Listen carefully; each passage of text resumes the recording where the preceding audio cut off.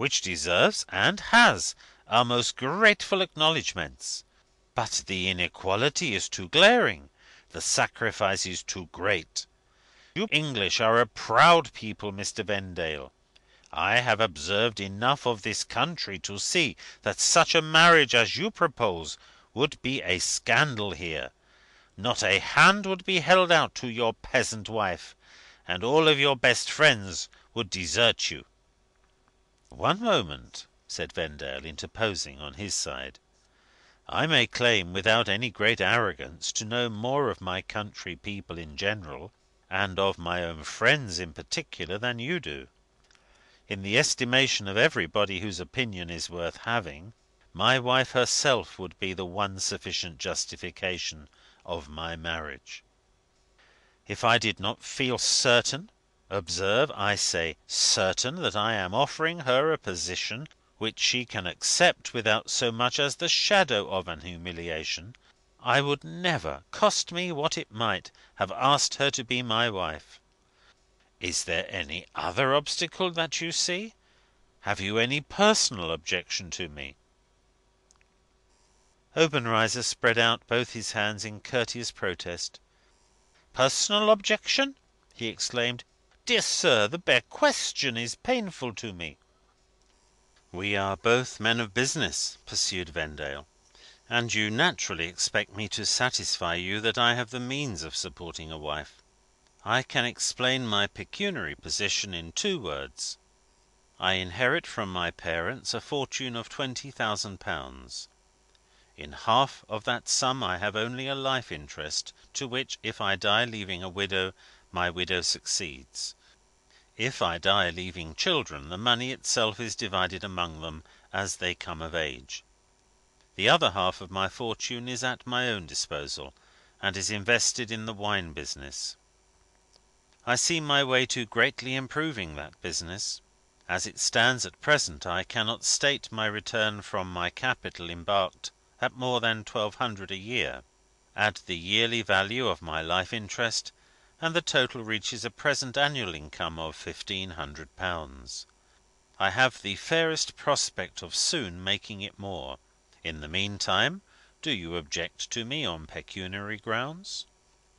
Driven back to his last entrenchment, Obenreizer rose and took a turn backwards and forwards in the room.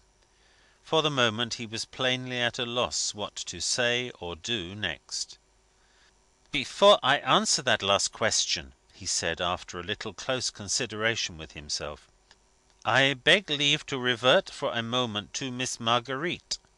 You said something just now, which seems to imply that she returns the sentiment with which you are pleased to regard her." "I have the inestimable happiness," said Vendale, "of knowing that she loves me." Obenreizer stood silent for a moment, with the film over his eyes and the faintly perceptible beat becoming visible again in his cheeks. "If you will excuse me for a few minutes," he said, with ceremonious politeness, "I should like to have an opportunity of speaking to my niece." With those words he bowed and quitted the room. Left to himself, Vendale's thoughts, as a necessary result of the interview thus far, turned instinctively to the consideration of Obenreizer's motives. He had put obstacles in the way of their courtship. He was now putting obstacles in the way of the marriage. A marriage offering advantages which even his ingenuity could not dispute. On the face of it, his conduct was incomprehensible. What did it mean? Seeking under the surface for the answer to that question, and remembering that Obenreizer was a man of about his own age, also that Marguerite was, strictly speaking, his half niece only, Vendale asked himself, with a lover's ready jealousy, whether he had a rival to fear, as well as a guardian to conciliate. The thought just crossed his mind, and no more. The sense of Marguerite's kiss still lingering on his cheek reminded him gently that even the jealousy of a moment was now a treason to her. On reflection, it seemed most likely that a personal motive of another kind might suggest the true explanation of Obenreizer's conduct. Marguerite's grace and beauty were precious ornaments in that little household. They gave it a special social attraction and a special social importance. They armed Obenreizer with a certain influence in reserve, which he could always depend upon to make his house attractive, and which he might always bring more or less to bear on the forwarding of his own private ends. Was he the sort of man to resign such advantages as were here implied, without obtaining the fullest possible compensation for the loss? A connection by marriage with Vendale offered him solid advantages, beyond all doubt. But there were hundreds of men in London with far greater power and far wider influence than Vendale possessed.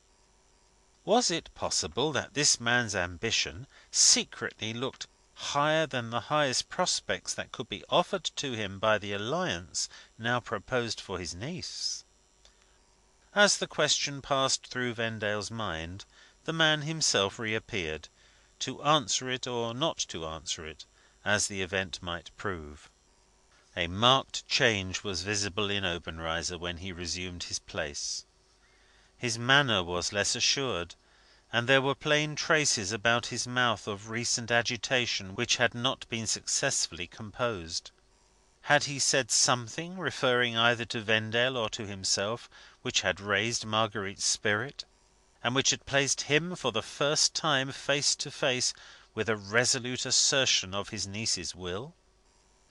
It might, or might not be. This only was certain: he looked like a man who had met with a repulse. "I have spoken to my niece," he began.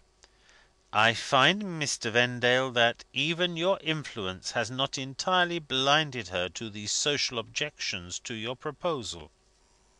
"May I ask," returned Vendale, "if that is the only result of your interview with Miss Obenreizer?" A momentary flash leapt out through the Obenreizer film. "You are master of the situation," he answered, in a tone of sardonic submission. "If you insist on my admitting it, I do admit it in these words. My niece's will and mine used to be one, Mr. Vendale. You have come between us, and her will is now yours. In my country we know when we are beaten, and we submit with the best grace.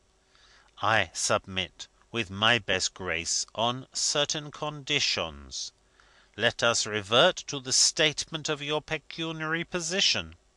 I have an objection to you, my dear sir, a most amazing, a most audacious objection, from a man in my position to a man in yours."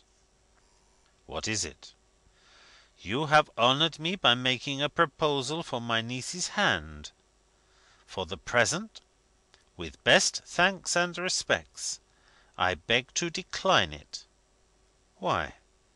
"Because you are not rich enough." This objection, as the speaker had foreseen, took Vendale completely by surprise. For the moment he was speechless. "Your income is 1,500 a year," pursued Obenreizer. "In my miserable country, I should fall on my knees before your income, and say, what a princely fortune! In wealthy England, I sit as I am, and say, a modest independence, dear sir, nothing more. Enough, perhaps, for a wife in your own rank of life, who has no social prejudices to conquer. Not more than half enough for a wife who is a meanly born foreigner, and who has all your social prejudices against her. Sir, if my niece is ever to marry you, she will have what you call uphill work of it in taking her place at starting. Yes, yes, this is not your view, but it remains, immovably remains, my view for all that.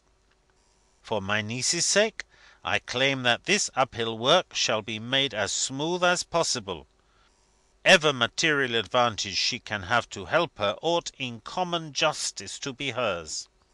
Now tell me, Mr. Vendale, on your 1,500 a year, can your wife have a house in a fashionable quarter, a footman to open her door, a butler to wait at her table, and a carriage and horses to drive about in? I see the answer.